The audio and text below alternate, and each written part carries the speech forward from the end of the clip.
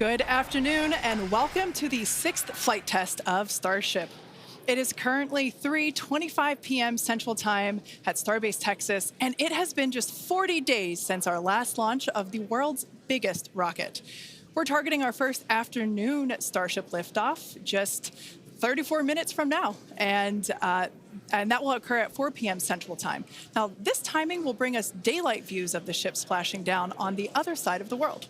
I'm Kate Tice, Senior Quality Systems Engineering Manager here at SpaceX. And I'm Jessie Anderson, a Senior Structures Engineering Manager, and we are joining you live from SpaceX Hawthorne. On Flight 5, we promised you maximum excitement, and Starship delivered in what had to be one of the most memorable moments in my time here at SpaceX. Same. Like so many of you, we were in utter shock as we watched that historic booster catch unfold, and we're back today to try and do it all over again. As Kate mentioned, it's been just over a month since Flight 5, making this our quickest turnaround yet between Starship flight tests. Our ultimate goal is to get that turnaround time down to hours. Following Flight 5, the SpaceX team went to work, immediately implementing lessons learned into the vehicle and tower's hardware and software systems for Flight 6. This is what rapid iteration looks like. We gather real data from these test flights and turn around and fly again as soon as possible. This is the process that is bringing us the rapidly reusable Starship that will soon be taking us to the Moon and Mars. Flight 5 proved that we can safely bring the booster back to the launch tower, which is a key factor in driving rapid reusability, and land ship with a high-precision splashdown in the Indian Ocean. We'll be taking you through today's test objectives in just a moment, but first, let's check in with Dan, who is on the ground just a few miles from the pad at Starbase with the best views. How's it going, Dan? Hey, Jesse, it's going fantastic. I got a couple hundred of my best friends out here ready to watch this launch and hopefully another catch today. But welcome everybody back to Starbase for another Starship launch. I'm Dan Hewitt. Got Launch Control Center right behind me, tower just about 6 miles over that shoulder. It has been a pretty quiet countdown. Not a lot of chatter on the loops right now as we are into prop load, and we are counting down to the very top of our window at 4 p.m. Central Time, so just about 32 minutes from now. Right now, the range is projected to be clear by then. We've got our assets out there making sure land, air, sea, everything around the launch pad and then our flight path are clear before we give the final go to liftoff today. We got through the weather poll. Everything was looking great. A little breezy today, but well within our constraints for both launch and catch criteria.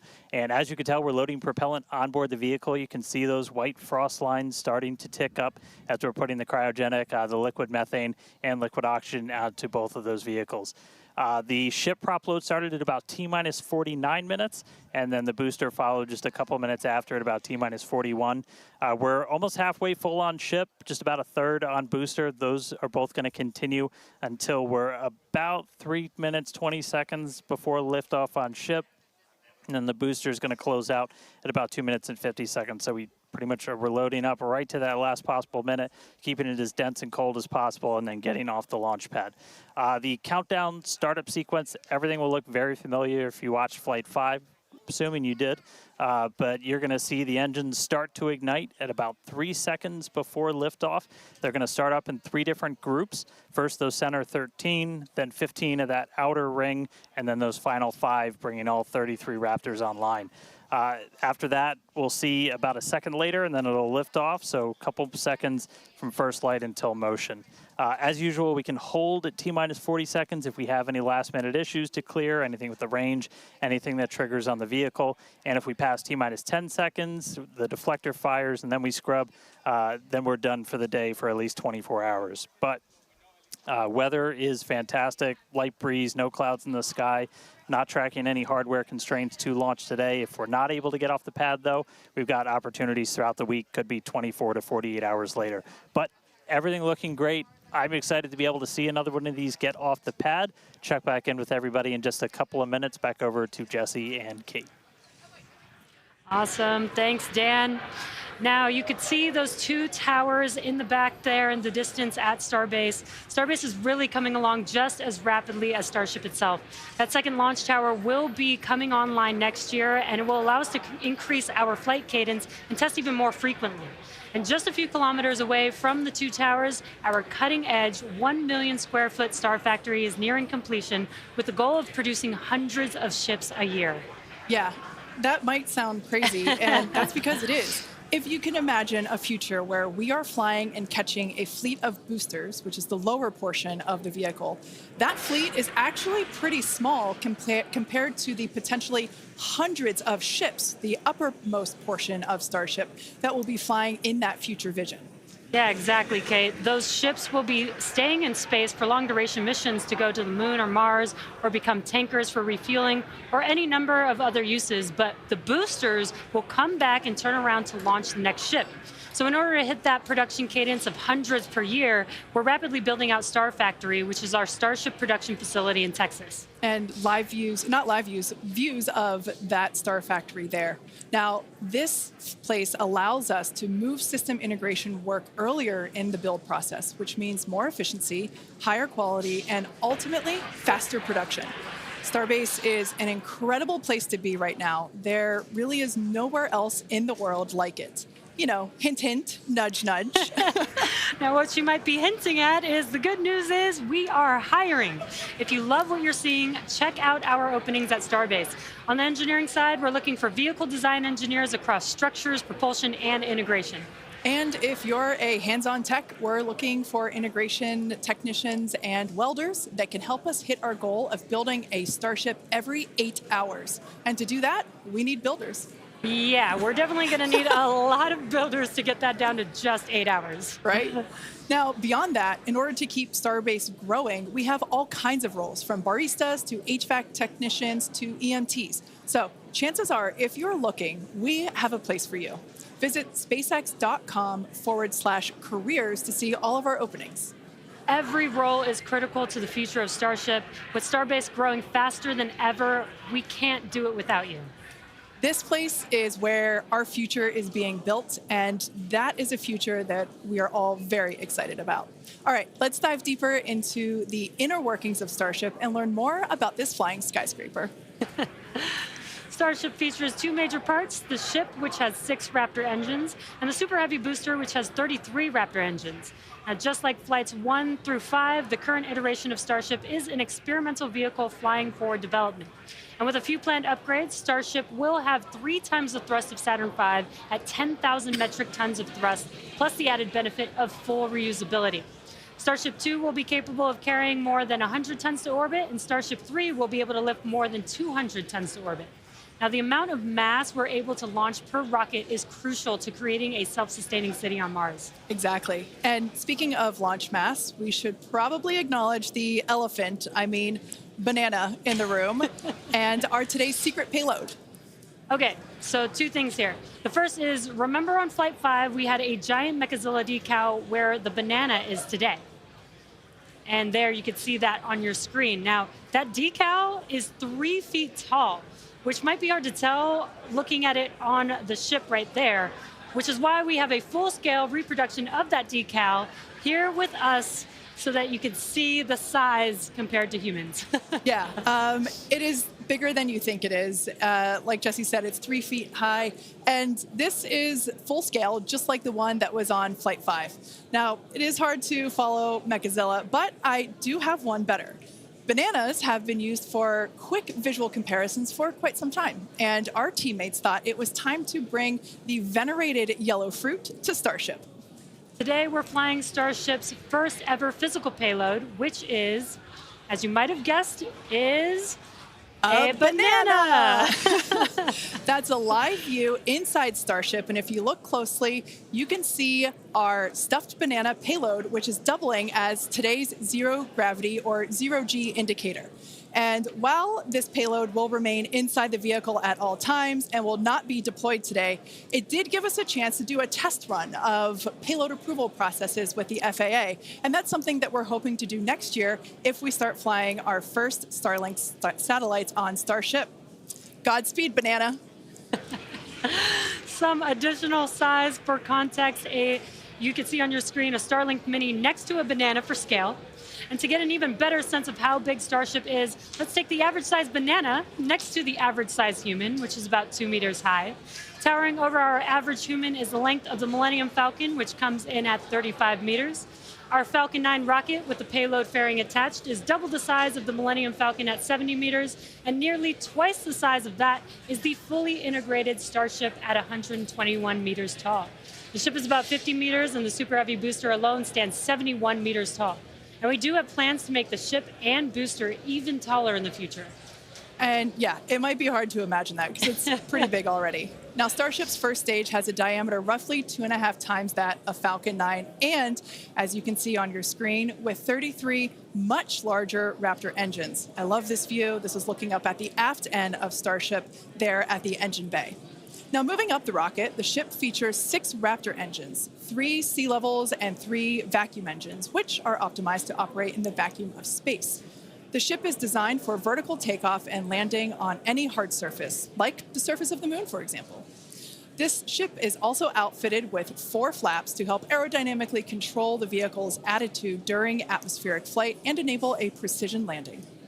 To reach full reusability, the ship must survive re-entry not just once, but multiple times.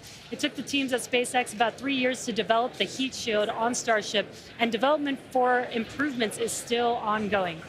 The ship's heat shield is composed of thousands of hexagonal ceramic tiles designed to insulate the vehicle during atmospheric entry, where temperatures can be as high as 2,600 degrees Fahrenheit or over 1,400 degrees Celsius. The tiles are something we iterate on every flight test as we build towards a heat shield requiring no refurbishment between flights to unlock rapid reuse. And the teams have actually already begun testing the heat shield tiles in environments simulating Mars atmospheric entry conditions, which we'll see more of in just a few minutes. You know, slightly different than coming back to Earth. Just slightly different. And in between the first and second stages is our hot stage, which we saw in action on flights 2, 3, 4, and 5. So let's recap that last flight to understand what we accomplished and how that's changing for today's flight. On October 13th, Starship successfully lifted off at 7:25 a.m. Central Time from Starbase, Texas. A gorgeous sunrise ascent that was fairly quickly followed by the hot stage separation maneuver, which we see here, as well as on multiple previous Starship flights. The booster then performed a flip maneuver, boost back burn, and then we jettisoned that hot stage, which you see there. The booster then performed its boost back burn, which brought it back on a trajectory to the launch tower, back to the Gulf Coast. We can see here the booster descending through the Earth's atmosphere. It broke the sound barrier again as it was coming back through. Those Raptor engines relit, and then the moment that made us all lose our minds, the booster came back for a successful first ever catch by the chopstick arms back at the exact same launch tower that it launched from. It was insane. As you can see, we all went bananas. And you did too, probably. Thousands of distinct vehicle and pad criteria had to be met, and thanks to the tireless work of the entire Starship team, we succeeded on that first attempt. And while that all was happening, ship was continuing to coast towards the Indian Ocean. It executed an excellent coast, made its way down through re-entry, relit its engines, did that flip maneuver, relit its engines for landing burn, and then splashed down into the Indian Ocean. Now that whole flight test concluded, that splashdown 1 hour, 5 minutes, and 40 seconds after launch. Starship's 5th flight test was one of our most ambitious yet, and as we work to demonstrate techniques fundamental to Starship and Super Heavy's fully and rapidly reusable design. And I think I speak for all of us when I say that seeing the catch for the first time was an extraordinary moment for the entire SpaceX team. We've seen a lot of wild firsts here, but that was truly an epic moment in time. Yeah, we're not forgetting that anytime soon. Certainly one in the history books. Now, today's mission profile is very similar to Flight 5, but there are some differences that we've incorporated as we prepare for future reuse. About 20 minutes from now, Super Heavy will ignite its 33 Raptor engines and lift off from Starbase.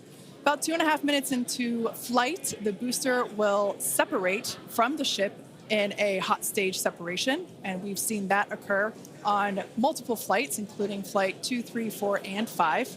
About 2 seconds after that burns, we'll jettison that hot stage. The booster will perform its flip and boost back maneuver. And we will once again look to return the booster to the launch site for a catch by the tower's chopstick arms. And once again, we will only attempt that if both the booster and tower are healthy after launch. We were successful last time, but we should emphasize that this process is still very new. And this is still just a test, so success is very far from guaranteed today. It's always a possibility that we'll lose the vehicle. It's a contingency that we always plan for. Yeah, exactly. Now, while the booster is doing its job, the ship's 6 engines will remain lit for a few minutes before shutting down and then going into the coast phase. The ship will coast for a total of about 40 minutes or so, reaching a peak altitude of approximately 213 kilometers.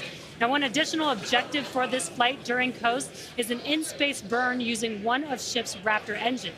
Doing a burn while in space will build confidence that we can do deorbit burns, which is a key capability for upcoming orbital missions. Now, after the coast phase, the ship will attempt a controlled re-entry, and if ship makes it all the way down, we'll once again perform a flip and landing burn before splashing down in the Indian Ocean. Yeah. Now, there are some notable changes to our entry plans for this flight, and they will intentionally push the ship to, and very likely beyond its limits. This includes several thermal protection upgrades and operational changes as we prepare for future ship catch and reuse. Today's flight test will also test new secondary thermal protection materials, and entire sections of the heat shield has actually been removed in certain areas.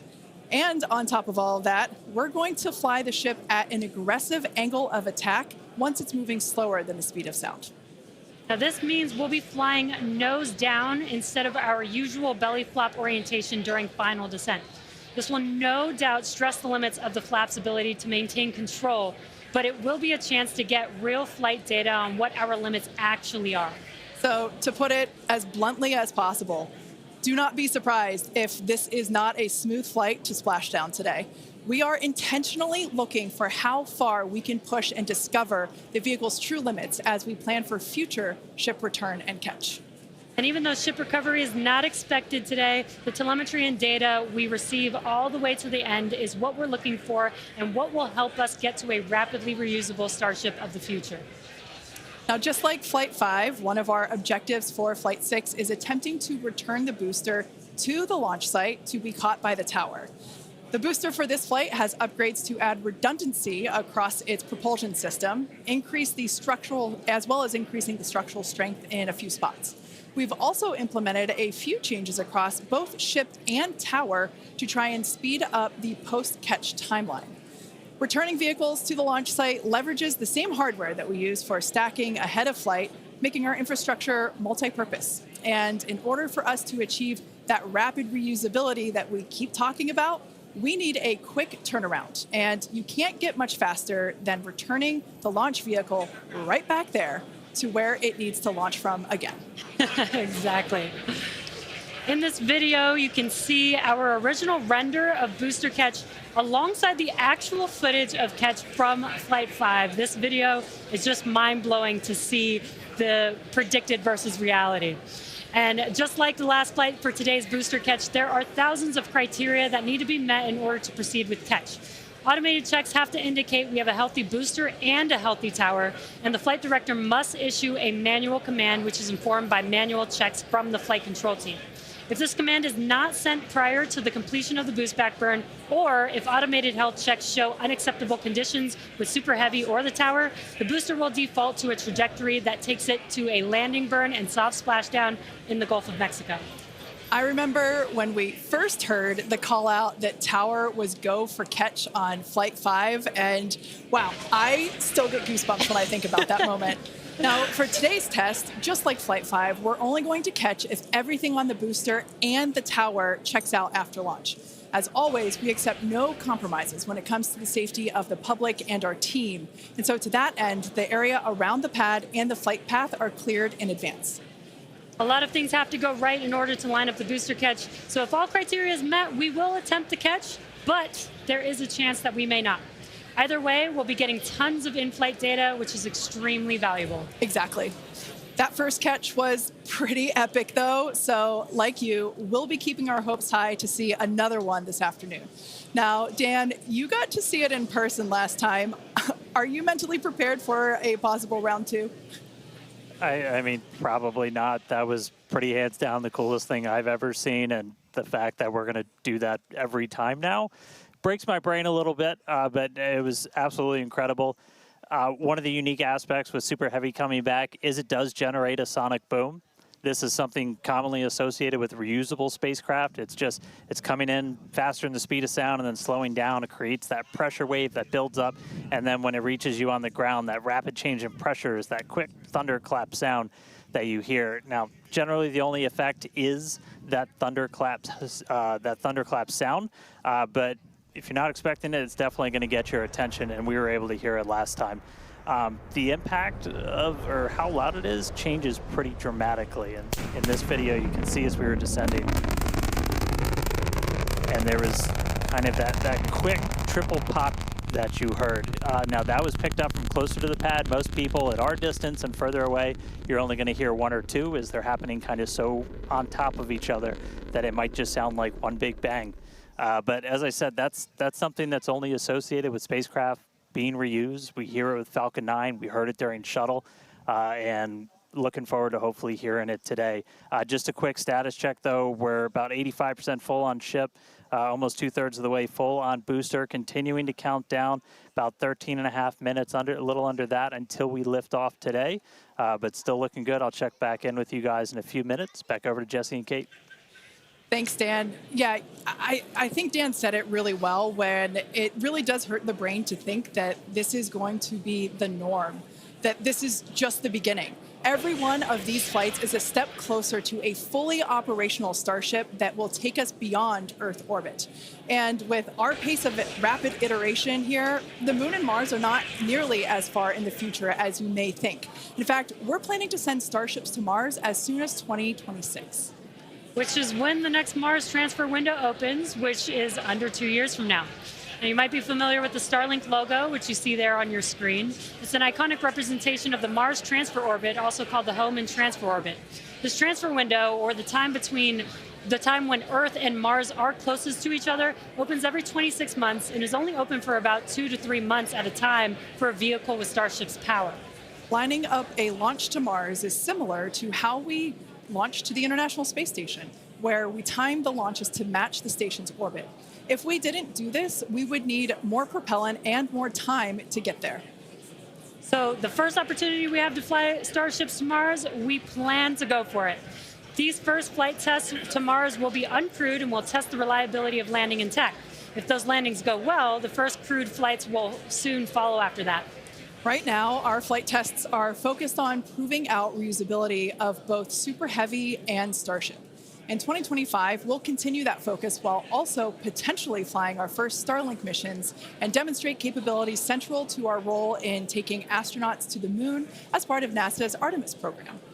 Starship will be used to land astronauts on the lunar surface on NASA's Artemis 3 mission, which will put the first humans on the Moon since 1972. One key capability will be the ability to refuel Starship on orbit, which you can see there on your screen, with a Starship prop tanker docked with a fuel depot. Next year, we're planning to test this capability by launching 2 Starships and having them meet up to transfer tons of cryogenic propellants. Now, when the time comes to land on the Moon, Starship will link up with NASA's Orion spacecraft in lunar orbit, where astronauts will transfer over for their descent. Now, once on the lunar surface, they'll ride the elevator down in their Axiom EMU spacesuits from Axiom Space and leave the first footprints on the Moon in more than half a century, kickstarting humanity's mission to establish a sustainable presence there. And coming soon to a moon base alpha near you, Starship Enterprise Edition. That is so exciting, and all the advancements that are going to come in order to enable all of that. Now, our rapid iterative development approach has been the basis for all of SpaceX's major innovative advancements, including Falcon, Dragon, and Starlink. Today, we're testing hardware and systems, and we need to know how they perform under the most extreme conditions. And what's more extreme than the flight environment? We'd much rather find the bugs and limits now during testing than later on when there's more on the line. And to reiterate, while we do determine an acceptable level of technical risk on our vehicle and pad to learn as fast as possible, we accept no compromises when it comes to the safety of the public or our team. So all that to say, this is only the 6th of many future flight tests of Starship before it becomes fully operational. And we tend to do our testing out in the open, just like today. And that means people sometimes see when our hardware doesn't perform as we planned during that testing. And that's okay, because this is exactly what we are testing for, to physically see if hardware performance matches what we expect it to do or not. Even more with today's test flight, where we're purposefully pushing the ship beyond its limits. Starship development is also being aided by Starlink space-based connectivity. You might remember the Starlink panels that are incorporated into Starship, and you can see them there on your screen, those rectangular panels on Starship's nose cone. Starlink brings us the epic views in space and on re-entry, and also helps deliver us critical flight data engineers need to continue development. Yeah, Starlink continues to help us push the limits in space in the short term by providing great views and real-time data on our next few flights, particularly through re-entry, which spaceflight veterans know that is historically a period of blackout for all communications within spaceflight. Outside of Starship, Starlink has helped people across the globe, particularly in rural and remote areas that have been underserved by traditional broadband internet. Yeah, and soon, Starship will deploy our next generation Starlink satellites, which will continue to increase our capability to connect even more people with high-speed internet all around the world and beyond. Now, as we continue to prepare for our next several flight tests, we recently performed a cryo-proof test of the Starship for Flight 7, our first operation with the vehicle debuting a number of major milestones. The ship has been stretched to make room for larger propellant tanks, increasing the propellant capacity from 1,200 tons to 1,500 tons.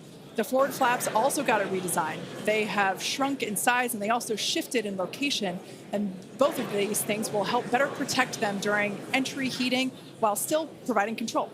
There's also a wide range of upgrades that will make the vehicle more reliable, adding redundancy to and the ability to operate for longer durations in space. One unique aspect of a trip to Mars are the different conditions ship will see when entering the Martian atmosphere.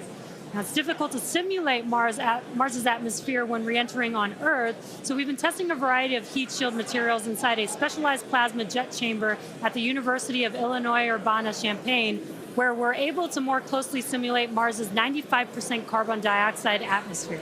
Aside from looking awesome, this is important testing. The intense heat of entry will cause the CO2 to break down into its base elements, exposing Starship to atomic oxygen, which increases surface heating and can cause materials to oxidize or start to break down.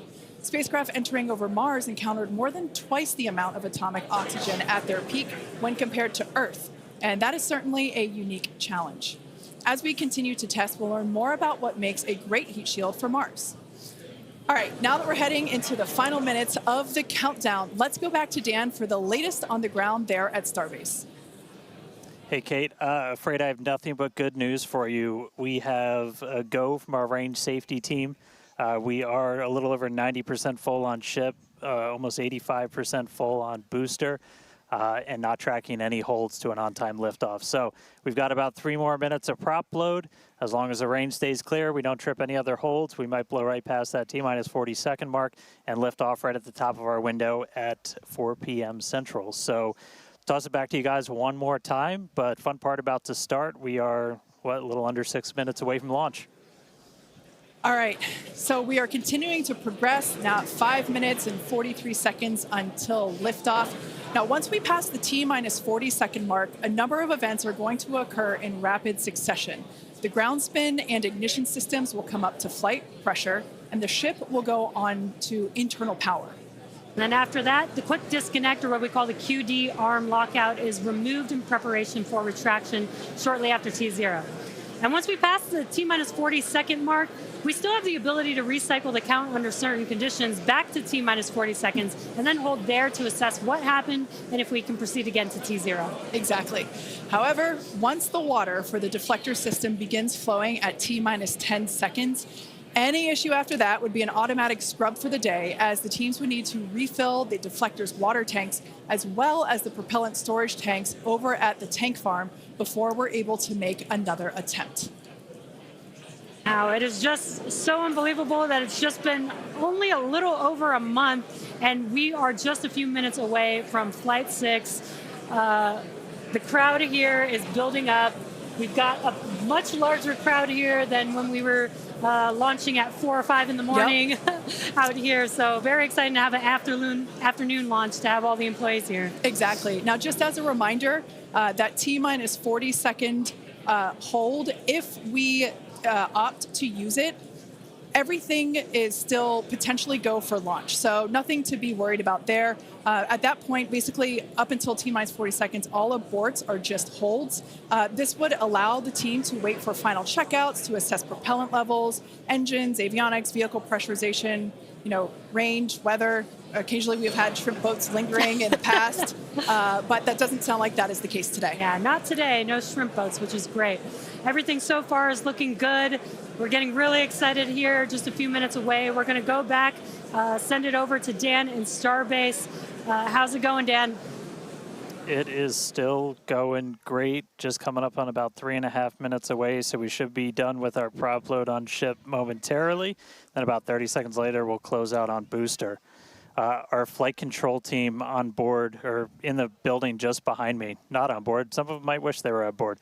Flight control team in the building behind me, they're going to have a lot of work to do right after we lift off, as we still have a lot of manual checks that happen on the tower prior to the flight director, who's going to be Tristan Pierce again today, giving a manual command to bring the booster back to the launch site. And the tower did just incredibly well on the last flight. We didn't lose any of our required redundancy for a catch, and so we're hoping to see that again today. A lot of the team, really putting armor on the tower, making all of those things work, played a huge role in making that catch possible, and looking forward to hopefully seeing that happen again. And of course, sending our first payload to space. You can see the banana. It's very tightly secured, but I assure you it does have some room to float around. So once we're in a zero gravity environment, we should see our first Starship zero gravity indicator putting on a little bit of a show. And that's looking right in. That's where we're going to have Starlinks. That's our PEZ deployer.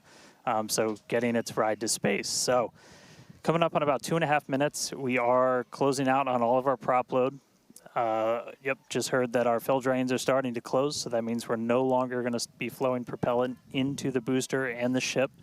We're going to do what's called pushbacks. So all of that propellant in the ground systems is going to get pushed back to the tanks, clear out everything around the pad right before we light those 33 engines and take off. Just quick reminder, you're going to see fire start at the bottom. You're going to see the deflector start at about 10 seconds before launch. Lots of water to help dissipate all that heat, all that sound.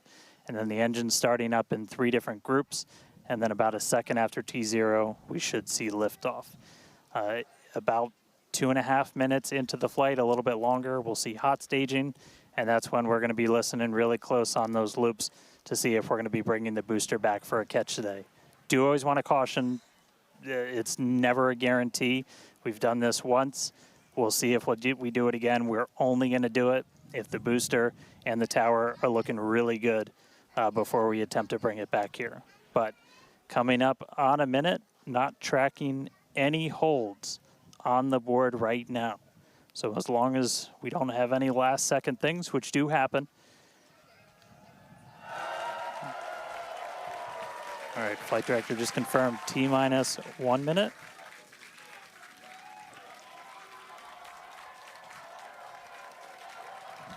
Key moment to look at in 10 seconds, that T-minus 40.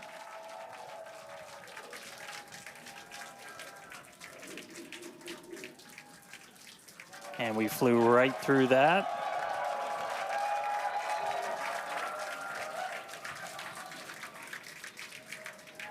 Flight directors go for launch. All right, we're now T-minus 20 seconds until liftoff of Starship Flight 6.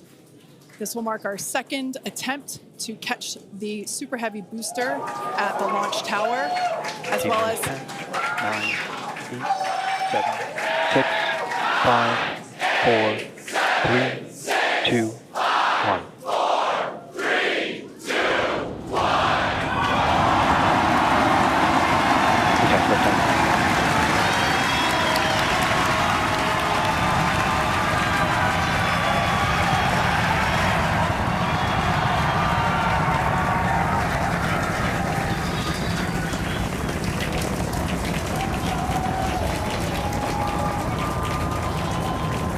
Vehicle is pitching downrange. Booster Raptor, chamber pressure nominal.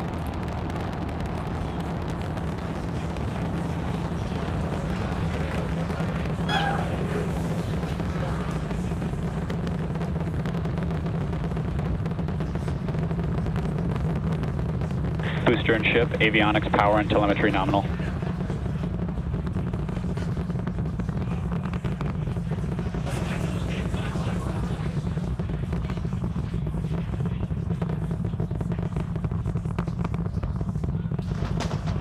Vehicle All right, has we're reached just a little over a minute maximum into flight. dynamic pressure. We're about 6 miles away, so all the sound's still hitting us here. Hearing good call outs that power telemetry nominal, that's flying straight and true. We do see all 33 Raptor engines lit up on telemetry screens.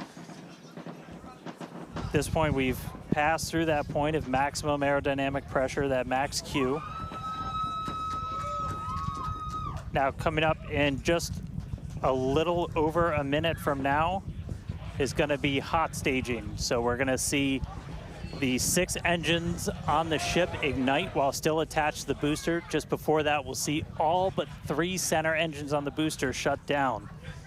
In what we call MECO, it's most engines cut off instead of main engine. And so while we continue to watch it go up, a lot of our flight controllers looking at all the systems around the tower. Again, we have to send a manual command. Just about 30 seconds away from hot staging.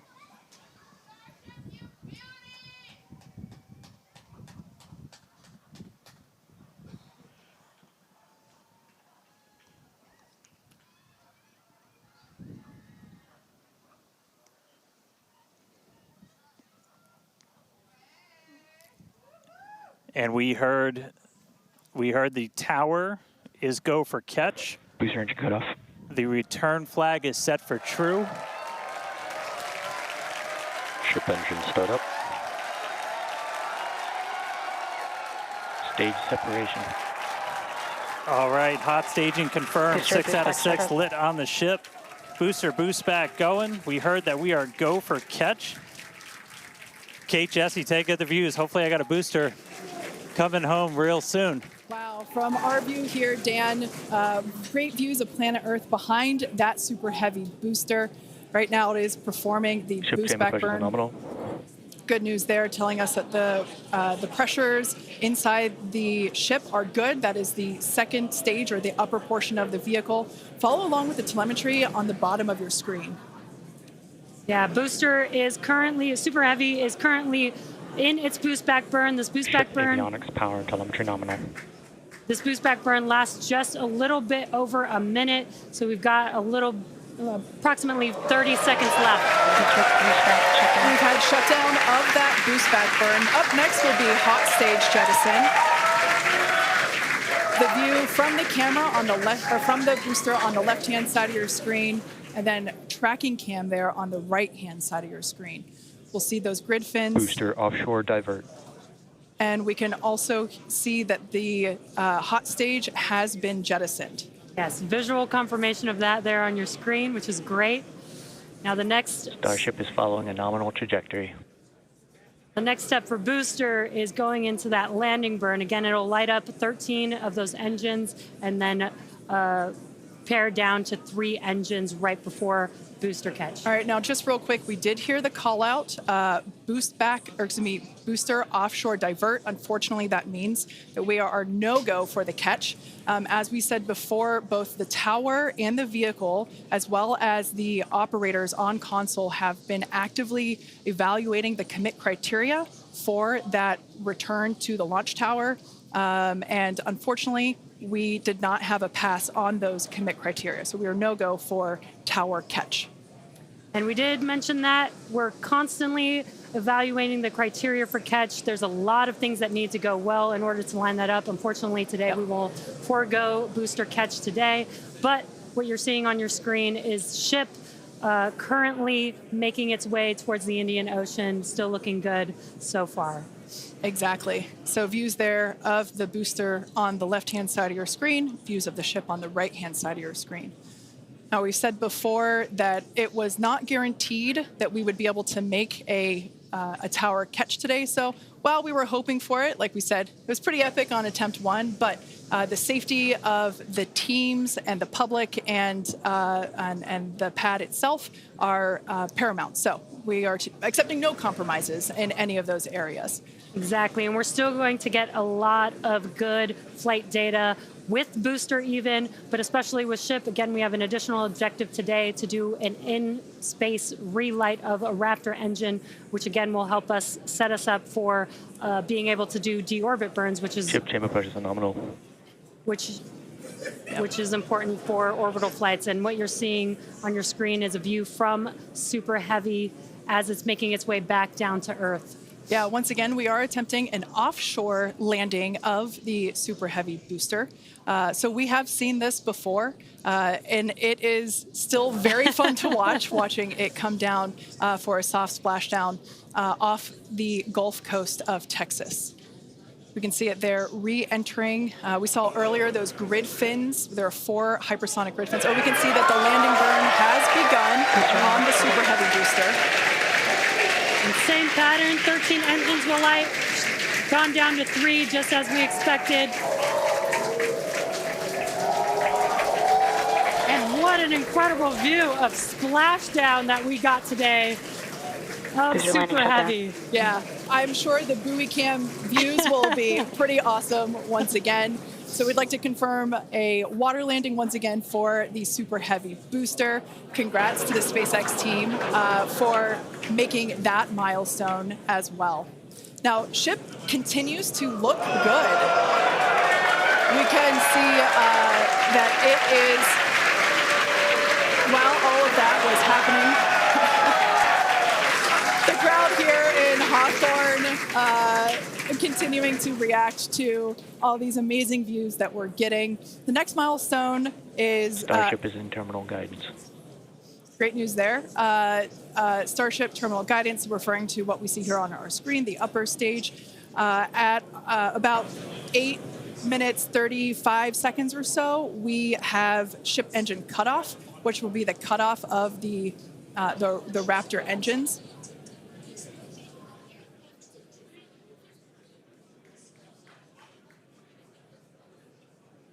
We can see on our screen ship giving us some incredible views brought to us by Starlink. This view is also very interesting because we can see basically the receding tile line that we referred to earlier, where we mentioned we have removed a number of heat shield tiles in order to test out and push the envelope on the ship and demonstrate what its capabilities are. Ship engine cutoff. And there we just heard call out for SECO, ship engine cutoff.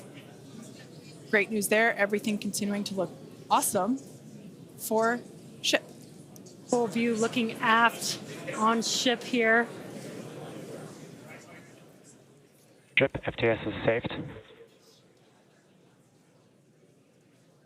Nominal orbit insertion. There's that call out we were waiting for. Confirmation of good orbital insertion for ship today. It has been a very exciting afternoon so far. We'd like to send it back over to Dan, who can give us that live view experience. Dan, once again, are you okay after witnessing another Starship launch? Yeah, totally fine. You guys have to be jealous. This is the only way to do this. This is fantastic. No, it was really cool to see it lift off 33 out of 33. Didn't go for the booster catch today. Initially, we were good, and then we tripped a commit criteria and did the offshore divert. So we went and did that water landing, as everybody saw. We'll dig into it a little bit more, but again, we've done it once, we've now done it twice. We're going to keep trying to do it, as this is just a core capability of Starship and what's going to make it so incredible. There's a lot left. We're just about almost 10 minutes into this flight, so about 50 plus minutes still to go. Ship nominal orbit, so it's on its way around the planet. It's going to attempt to do an in-space burn. We're going to light one of those Raptor engines, the sea level ones in the middle, just to help demonstrate that we can relight in that microgravity environment. Really critical for deorbit burns as we start to do some orbital missions in the not too distant future. And then following that, we'll see a ship entry maybe a splashdown. As you guys said, we're really going to be pushing ship on this one.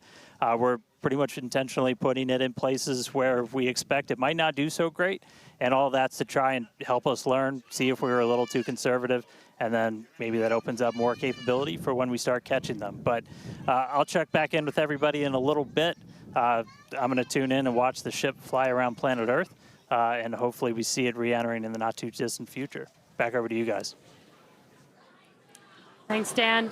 Development testing, by definition, is unpredictable, which we saw with Super Heavy splashing down in the Gulf of Mexico today, but that is exactly why we test. As is standard for these tests, the area around the pad and along the flight path was cleared prior to launch, and we expect the road and beach to remain closed until further notice. Yeah, testing development flight hardware in a flight environment is what enables our teams to quickly learn and execute design changes and hardware upgrades to improve the probability of success in the future.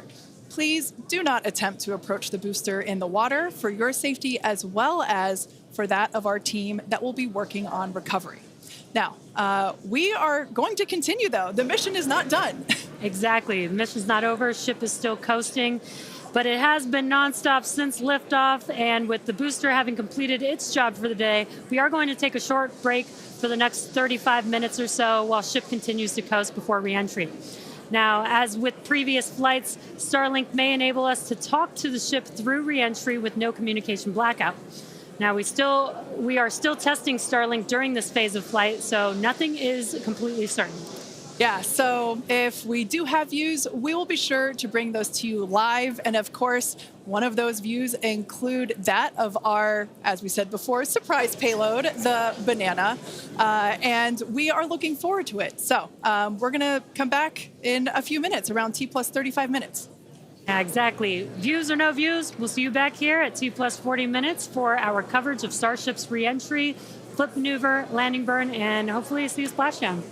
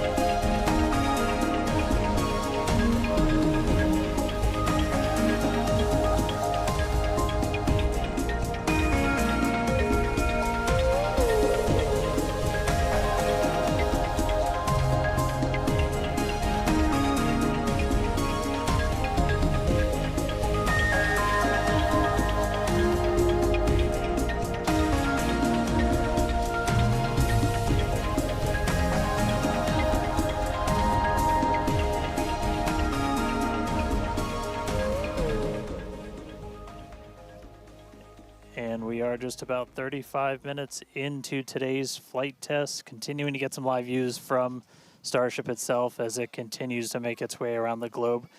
We are coming up on what we will hopefully see is our in-space relight demonstration. This will be firing up one of those 3 sea-level Raptors on the very aft end of the ship and essentially reigniting it while we're in that microgravity environment in Earth orbit. We had attempted this once previously on Flight 3, but ended up skipping it when we had some attitude control issues with the ship. And we are on the dark side of the planet right now, so views are going to be a little bit dark, but hopefully we see some engine light come on as we do this relight test. This is a pretty critical capability for doing deorbit burns. This is not a deorbit burn. Want to stress that we're on a trajectory where if we didn't fire off the engine at all, we are definitely coming home. Ooh, seeing some thunderstorms down on the ground. That's pretty cool. But this is not a deorbit burn. If we didn't fire this engine, we're on a intentional suborbital trajectory. So no matter what, we're coming in over the Indian Ocean. Firing off the engine does change your exact splashdown point a little bit, but we've got this keep out zone across the entire Indian Ocean that we made sure was clear ahead of flight, and we continue to monitor during, but we're going to aim for that and hopefully see this relight test coming on in about a minute. It's just going to be one of these engines, and it uses what's called the header tank, so these small spherical tanks in the very top of Starship up in the nose cone. They don't require nearly as much gas to pressurize as your main tank, so they're really useful for any in-orbit maneuvers and then for landing burns. So if we make it to a landing burn today, we'll be using them for that as well. So we should be coming up in just about the next minute. Should be under a minute now away from that expected ship burn. And again, we've relit Raptors pretty frequently. We just did it with the landing burn and that boost back burn on the booster, and we've done it on ship landing burns. We just haven't done it in this microgravity environment where your propellant management and a lot of other things are different as you're not weighed down by the force of Earth's gravity.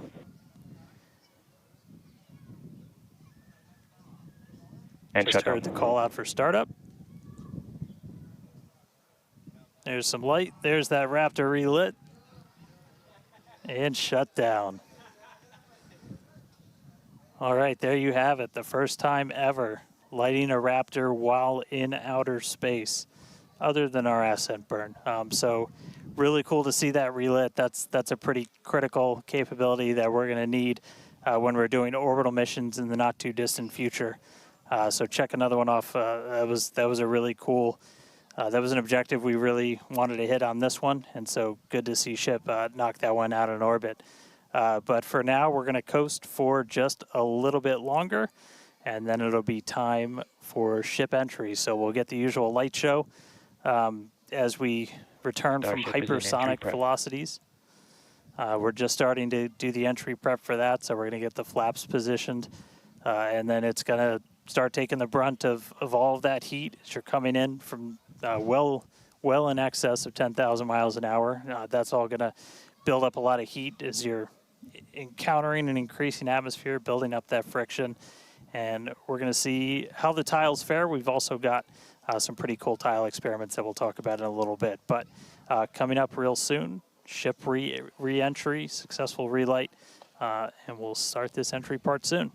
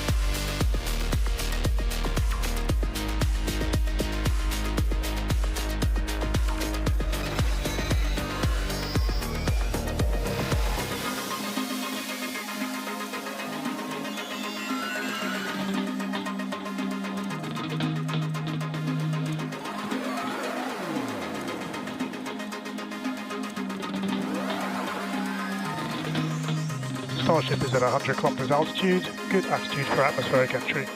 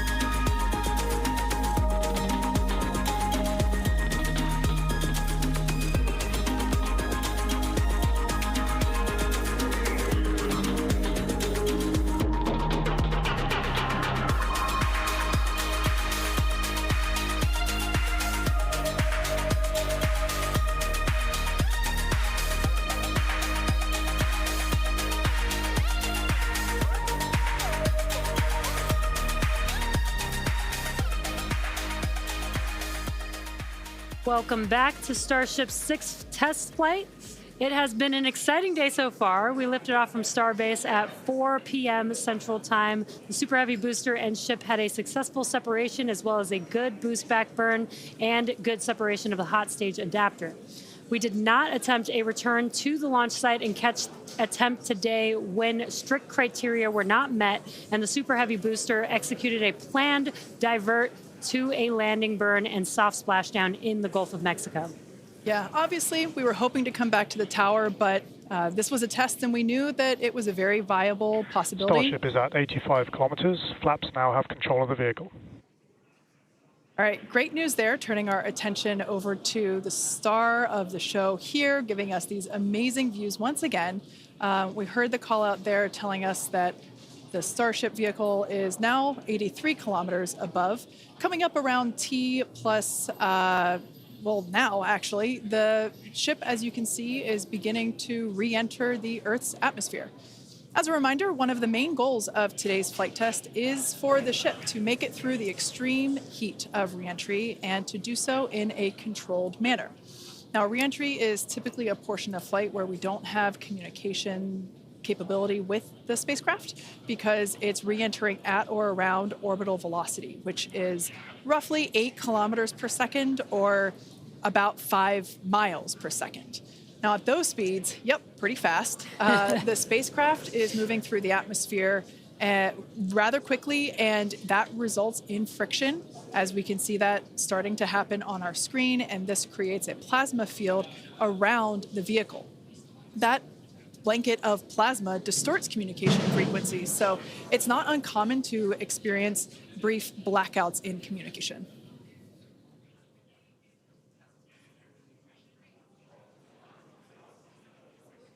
Starship is approaching the peak heating phase of entry.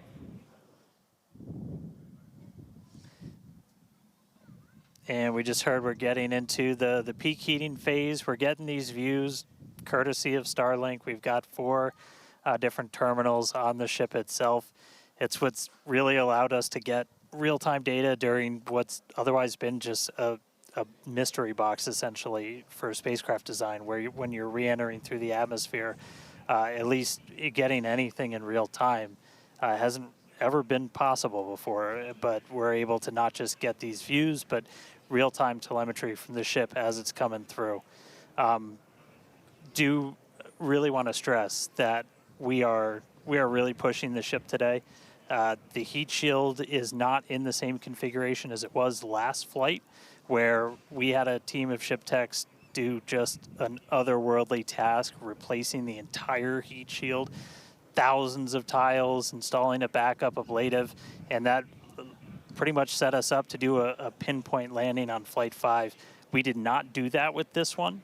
We have some backup in those really sensitive areas around the flap, but this is an older generation heat shield. And knowing we weren't going to do that, we even went and removed some extra tiles. There are some missing tiles on the nose cone where we're testing some backups. There are some steel-covered tiles in a couple of different spots, and there's also a whole lot more steel of the ship showing. As you guys talked about, we gave it a little bit of a haircut, a couple hundred tiles trimmed off the sides, and that's where we might have catch fittings in the future. But ooh, color's starting to come in, so it looks like things are going to start heating up, Kate and Jesse. Yeah, fun fact, Dan, we actually removed 2,100 heat shield tiles from Starship in order to basically present that necessary receding line, which you kind of can see there in your view. Think back to previous flights. The heat shield line came up further on the vehicle, and just like Dan said, we want to test the vehicle beyond what we think it is capable of carrying based on our simulations and calculations. So once again, to just be super plain, don't be surprised if we see some wackadoodle stuff happen here. We won't be. There are a number of things that we are testing out intentionally to see what the ship can take. Yeah, exactly. And knowing what those limits are will really help us design the vehicle of the future. Essentially, removing those tiles helps us remove a lot of weight from the vehicle, a lot of things that might potentially need refurbishment in the future. And the goal is to come up with a heat shield pattern or design that we don't have to refurbish. We can just continue to use it over and over again. And that's why we're changing some of those tiles and moving stuff around, removing a lot of those tiles, as Kate has been mentioning. Exactly. And, looking forward to the Starship capability of the future, we want to be able to catch Starship like we do with boosters. And so the next flight, we want to better understand where we can install catch hardware, not necessarily to actually do the catch, but to see how that hardware holds up in those spots. And today's flight will help inform, does the stainless steel hold up like we think it may based on experiments that we conducted on Flight 5? Now, continuing to look, amazing views. Yeah, Dan, go ahead. Oh, I was just going to say, there's so much on this flight that we're doing to try and, make all the ships that we're about to start flying even better, just really understand what their capabilities are going to be.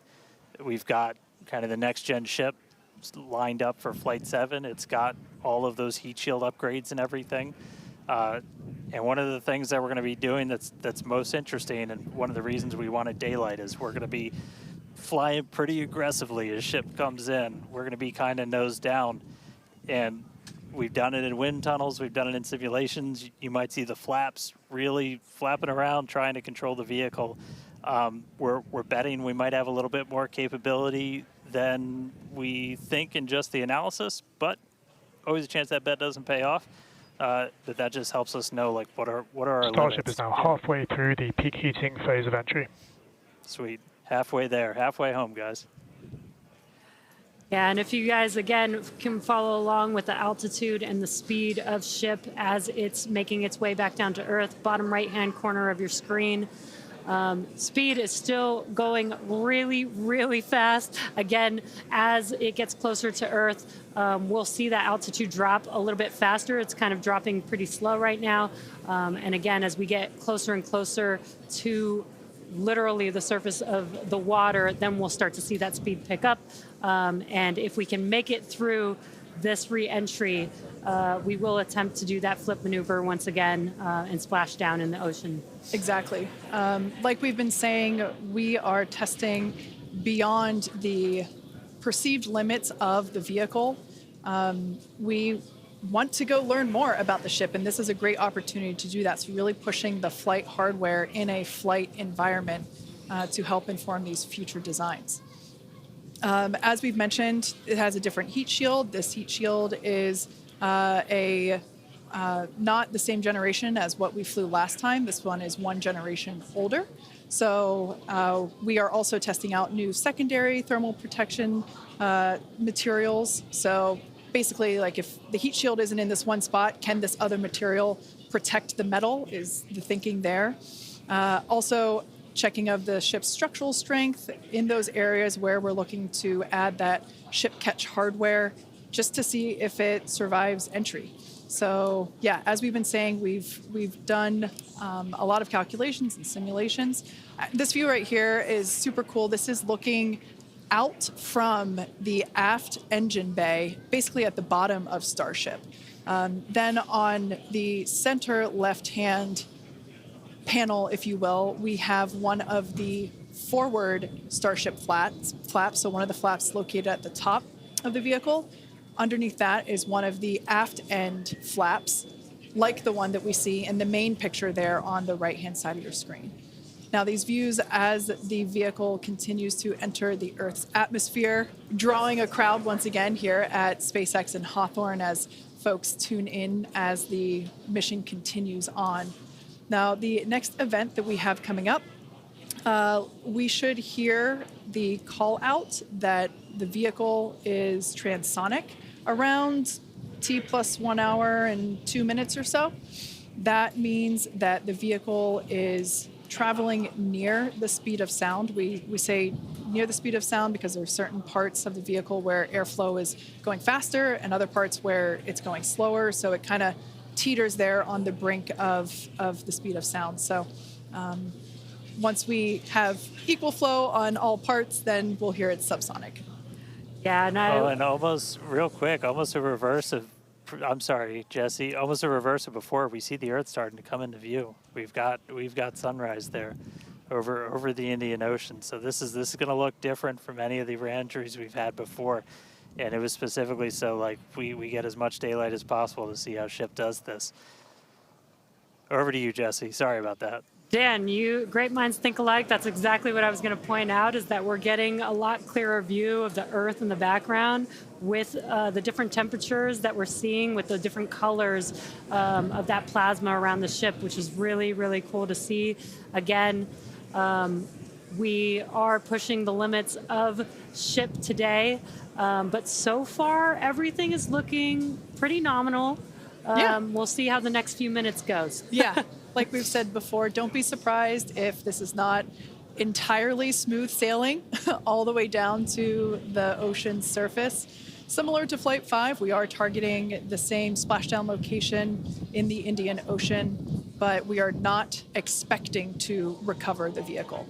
Right, and we were getting some glimpses of the flaps. The flaps so far are looking pretty good. We're not seeing any burn through. There's those flaps again in that hinge area, which is our most concerning area there. That's great news for us for now. Again, the next few minutes could change as we continuously push those limits. Yeah, once we slow down a little bit, once we're subsonic essentially, so I think that's about 1,200 kilometers an hour. Once we're down below that, that's when we're going to kind of dip our nose down and get that more aggressive angle of attack. Normally we're just belly flop right into the water, pretty much that position. But if we're going to be able to do return to launch sites, we're going to want to be able to fly with a little bit more of an angle of attack, get you a little bit more range as you're coming through. And so this'll be just a test to see quite how far can we push it. And obviously we're going to do these kind of tests way out here in super remote areas before you ever try to bring a ship back to a place like Starbase. Starship remains on a good entry trajectory. External temperatures are coming down. All right, great news there. That tells us that we are through the phase of peak heating. So we are expecting these temperatures to continue to come down. Once again, we are targeting a soft splashdown in the Indian Ocean off the northwest coast of Australia. We can see these beautiful views of planet Earth coming in. Yeah, this is very different, where we had nighttime views of the ship as it was re-entering, and now we've got daylight. It is about an hour or so after sunrise there in the Indian Ocean, so pretty cool to see this. Yeah, and it might not seem like it makes a huge difference, but we do get a little bit more light on ship as well for the camera views that we have, which is very beneficial for us to visually see anything and try and correlate that to any of the sensors or data that we have on the vehicle. Exactly. That is why we shifted our launch window, so that we could have that daylight in order to improve our observations of the vehicle. So not only are we getting all the raw data from all the sensors that are on board Starship, but we also have multiple cameras and assets out there that are watching the vehicle and will also be able to tell us with this visual story that is also very, very important. And as we get down a little bit lower, the Raptor engines are in their chill phase right now, so just essentially getting them primed to turn on. We're going to use those 3 center engines to do a landing flip and then a landing burn. So we'll come down kind of in that slightly pointed down belly flop and then fire off those engines to flip us around and then do that final landing burn. That should be coming up in just under 5 minutes from now. And then hopefully we start hearing some call outs on transonic and subsonic as we slow down. Again, once you hear Starship as subsonic, keep a close eye on the flaps. They're going to be working overtime essentially to maintain control of the ship as we get a little more aggressive with this.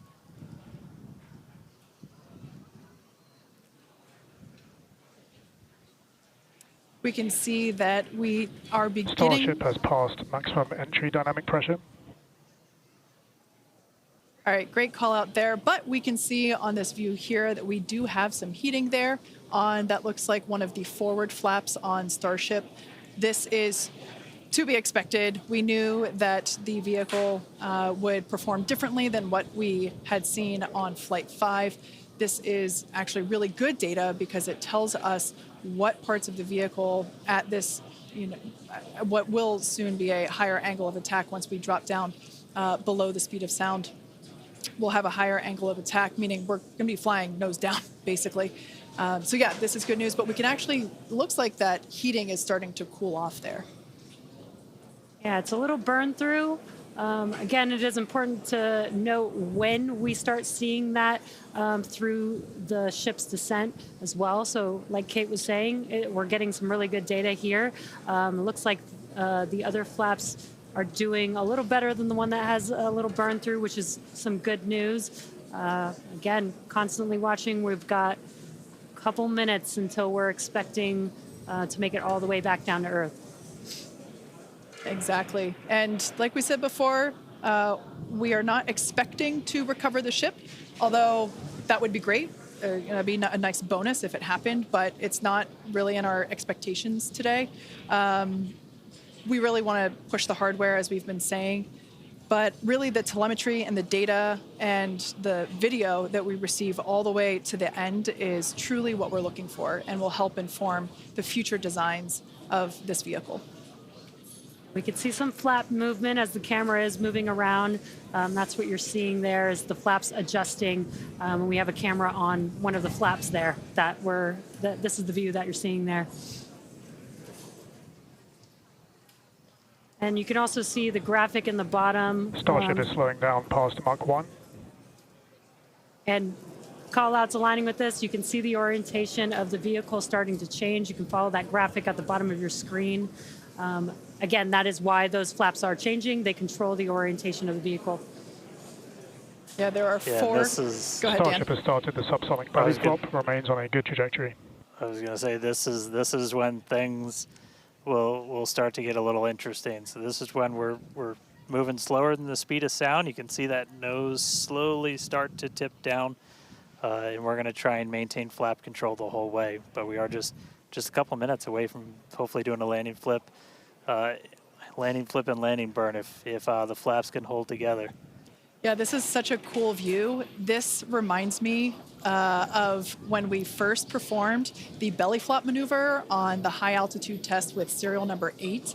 We saw the ship come back through, and I always wondered what it looked like from the ship's perspective, and this perspective, I think, helps inform that. We will be, as Dan said, we will be dipping down a little further and really be flying nose first.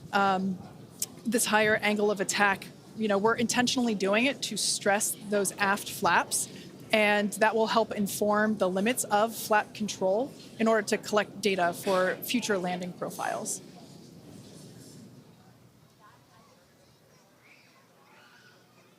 I mean, we're looking good so far. We've just got about 5 kilometers in altitude to go. We'll ignite the engines when we're still just a couple hundred meters over the ground, do that flip. Starship is and passing landing through burn. 5 kilometers altitude, remains on a good trajectory. I have a feeling this is going to look so cool as it passes through the clouds. Obligatory shout out to the entire avionics team on Starship. And there's that nose down orientation.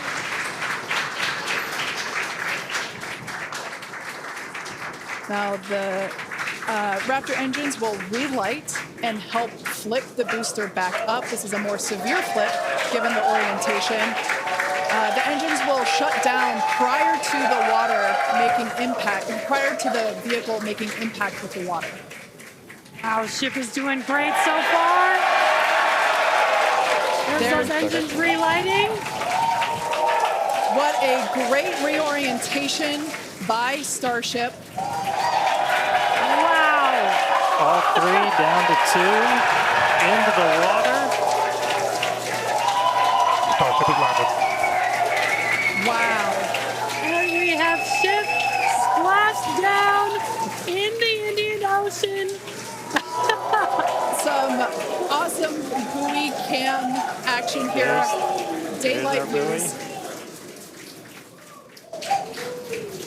Incredible. buoy. We really pushed the limits on shipping and made it all the way back down to Earth. I am shocked, to be honest. I think many folks are. The fact that it survived all the way through while flying a lesser gen heat shield is just absolutely incredible. And turns out the vehicle had more capability than our calculations predicted. And that is why we test like we fly. Exactly why we do that. And those views were absolutely incredible to watch. Because of Starlink, we were able to get the views all the way down, as well as the buoys, seeing ship touchdown in daylight. So cool, so cool. Now we want to, unfortunately, wrap up the show. Yeah, exactly. We'll say congratulations to our teammates at SpaceX and to everyone who supported the Starship program. And thank you to all of our future customers for your support. We'd also like to thank the people of Cameron County, Texas, as well as the Coast Guard, the Federal Aviation Administration, the Government of Mexico, and the Australian Space Agency. Now, be sure to...